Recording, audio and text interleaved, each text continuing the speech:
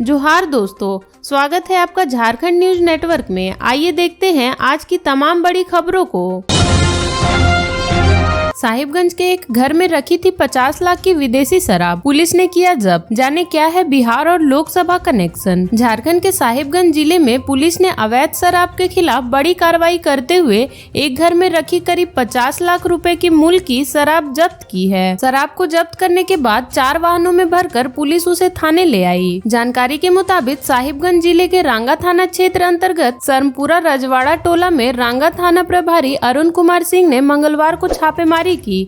इसी दौरान घर में करीब 500 पेटी विदेशी शराब मिली। पुलिस ने इसे जब्त कर लिया है। जब्त शराब की सभी बोतलें पंजाब में बनी है। इन पर MRP अंकित नहीं है। इस कार्रवाई में रांगा थाना प्रभारी के साथ SI अजीत कुजूर व अन्य कई जवान शामिल थे। वहीं कार्रवाई की जानकारी मिलते ही बरहरवा SDPO मंगल सिंह जामुदा मौके पर पहुंचे और मामले की छानबीन शुरू कर दी। लोकसभा चुनाव से पहले भारी मात्रा में शराब की इस खेप की बरामदी को पुलिस बड़ी कामयाबी मान रही है। सूत्रों के अनुसार शराब माफिया लोकसभा चुनाव से पहले बिहार में इस शराब को खपाने का फिराक में था। पुलिस को आशंका है कि इस धंधे में झारखंड, बिहार व पंजाब के कई माफिया शामिल हो सकते हैं। फिलहाल पुलिस अभी बिंदुओं पर जांच कर रही है। पूछताछ के लिए पुलिस ने कुछ युवकों को हिरासत में लिया है।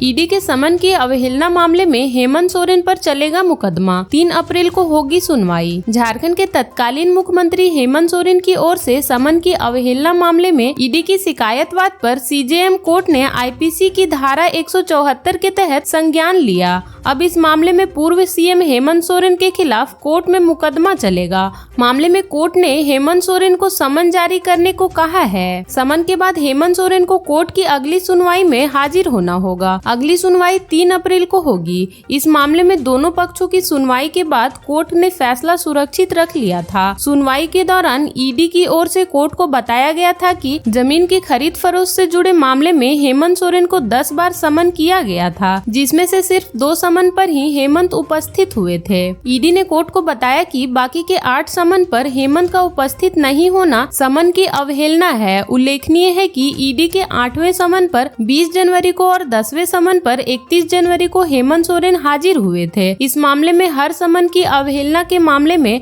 झारखंड के पूर्व मुख्यमंत्री को 1-1 महीने जेल की सजा हो सकती है। झारखंड की अदालत 3 अप्रैल को हेमंत सोरेन के मामले में अपना फैसला सुना सकती है। इसमें तय होगा कि उन्हें क्या सजा दी जाए।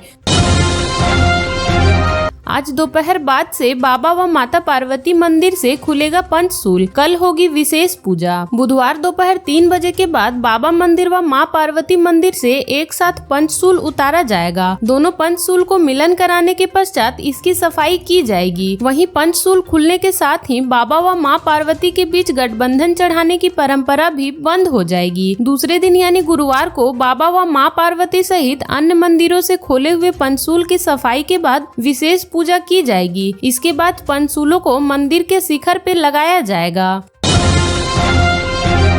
आज देवघर गोड्डा पैसेंजर को हरी झंडी दिखाएंगे सांसद निशिकांत दुबे। 6 मार्च से सुबह 11 बजे देवघर से गोड्डा वया मोहनपुर हंसडीहा रेल लाइन से पहली पैसेंजर ट्रेन को गोड्डा सांसद निशिकांत दुबे हरी झंडी दिखाएंगे। डॉक्टर दुबे इस पैसेंजर ट्रेन पर सवार होकर अपने समर्थकों के साथ गोड्डा भी जाएंगे। देवघर स्टेशन में रेलवे द्वारा सारी तैयारी की गई है। सुबह 11 बजे सांसद डॉक्टर दुबे देवघर विधायक नारायण दास के साथ ट्रेन को हरी झंडी दिखाकर रवाना करेंगे। 2 मार्च को प्रधानमंत्री नरेंद्र मोदी द्वारा देवघर से गोड्डा को जोड़ने वाली मोहनपुर हंसडीहा रेल लाइन का उद्घाटन करने के बाद 1 सप्ताह के अंदर ही देवघर से गोड्डा के लिए यह दूसरी ट्रेन खुलने जा रही है। इससे पहले प्रधानमंत्री ने 2 मार्च को ही देवघर डिब्रूगढ़ ट्रेन का शुभारंभ किया था।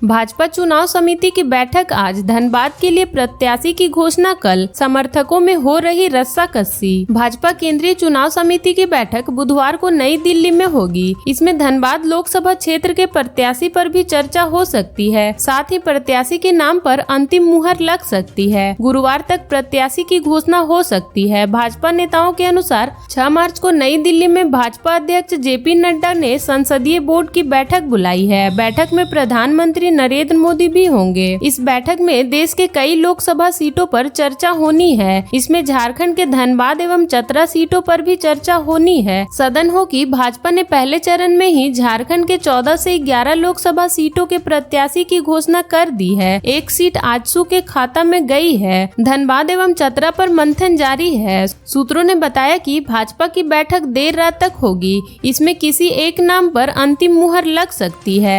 इसकी औपचारिक घोषणा 7 मार्च को होने की संभावना ज्यादा है। हालांकि पार्टी के एक खेमा में यह भी चर्चा की कि प्रत्याशी का चयन 8 मार्च तक टल सकता है। धनबाद से भाजपा के टिकट के कई दावेदार मंगलवार को भी दिल्ली में जमे रहे। धनबाद के विधायक राज सिन्हा, बाघमारा के विधायक डुलू महतो, पूर्व मेयर चंद्रशेखर अग्रवाल, प्रदेश कार्य समिति सदस्य रागिनी सिंह, सरोज सिंह, अमरेश सिंह सहित कई नेता आज पार्टी के वरिष्ठ नेताओं से मिलते रहे। अब सबकी नजरें बुधवार को होने वाली बैठक पर है। दूसरी तरफ धनबाद के सांसद मंगलवार को भी धनबाद में ही थे। वह सामान्य दिनों की तरह लोगों एवं समर्थकों से मिलते जुलते रहे। धनबाद से भाजपा के टिकट के दावेदार के समर्थकों ने एक दूसरे के खिलाफ सोशल मीडिया पर मोर्चा खोल दिया है। तरह तरह के पोस्ट किए जा रहे हैं। एक दूसरे का कच्चा चिट्ठा खोल रहे हैं।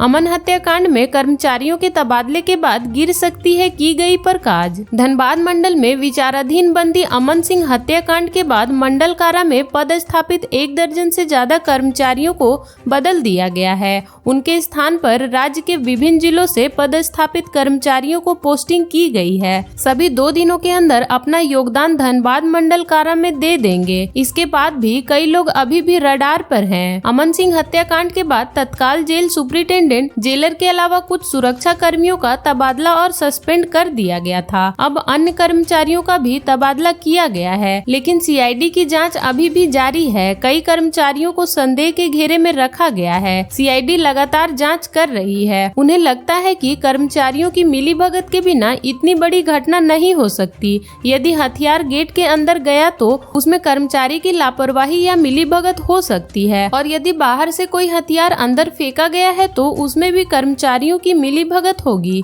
तभी तो हथियार अंदर आया और उसे गोदाम में रखा गया। घटना के दिन गोदाम से निकलकर अमन सिंह को गोली मारी गई थी। सूत्रों ने बताया कि जिस दिन हत्या हुई उसके पहले का पूरा कॉल डंप निकालने की प्रक्रिया चल रही है। इससे पता चल जाएगा कि घटना के दिन और उससे पहले किस किस नंबर से बातचीत हुई, कौन लोग बात कर रहे हैं। इसके बाद उन लोगों से पूछताछ की जाएगी। वहीं इस कांड में रिंकू सिंह, आशीष रंजन व अन्य अपराधियों पर भी पुलिस की नजर है। उनके ठिकानों का पता लगाया जा रहा है। अब उन लोगों की गिरफ्तारी के बाद आगे मामले का खुलासा हो पाएगा।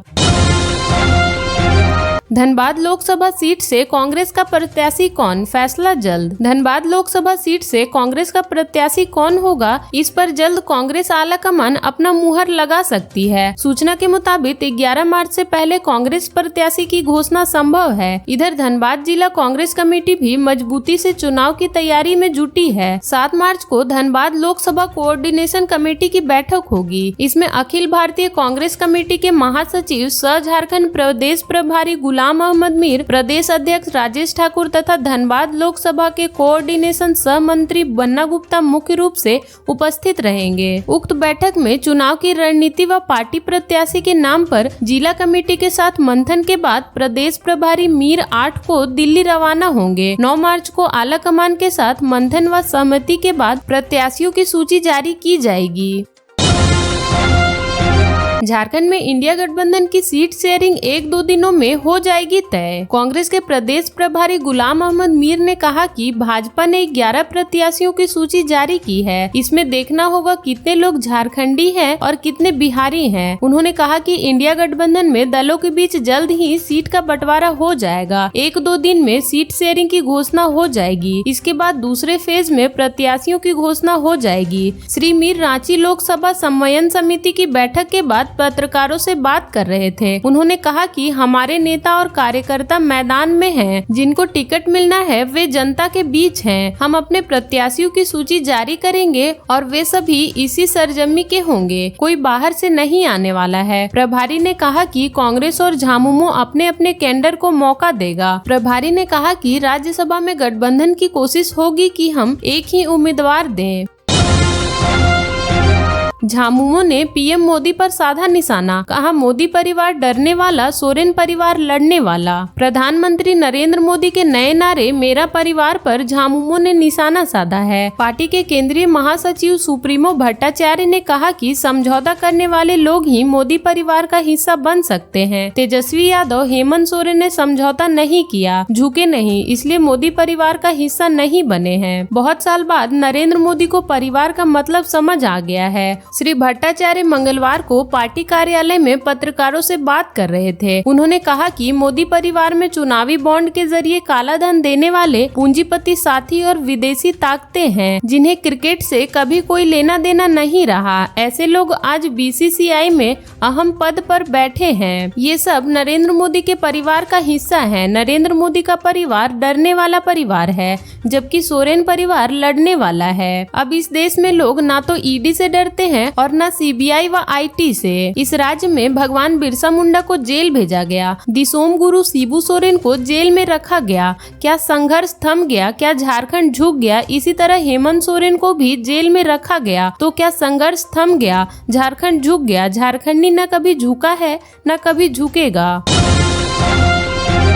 खत्म हुआ पश्चिमी विक्षोभ का असर, अब बारिश की संभावना नहीं। झारखंड में पश्चिमी विक्षोभ का असर समाप्त हो गया है। हालांकि सोमवार को राज्य के कई हिस्सों में बारिश होने की वजह से मंगलवार को भी बादल छाए रहे। राजधानी रांची में ठंडी हवा भी चली। पश्चिमी विक्षोभ का असर समाप्त होने से 11 मार्च तक मौसम शुष्क रहेगा, आसमान साफ रहेगा। पहले मौसम विज्ञान केंद्र ने 8 मार्च तक राज्य के अलग अलग हिस्सों में बारिश होने का पूर्वानुमान लगाया था। मंगलवार को दोपहर बाद मौसम साफ हो गया। बादल के कारण राजधानी का अधिकतम तापमान 27 डिग्री सेल्सियस जबकि न्यूनतम तापमान 16 डिग्री सेल्सियस दर्ज किया गया। मौसम विज्ञान के अनुसार पिछले 24 घंटे में संथाल परगना के कोयलांचल में बारिश हुई। धनबाद के पुटकी में सबसे अधिक करीब 27 मिमी बारिश दर्ज की गई। वहीं संथाल परगना के सारट के आसपास भी करीब 10 मिमी बारिश हुई।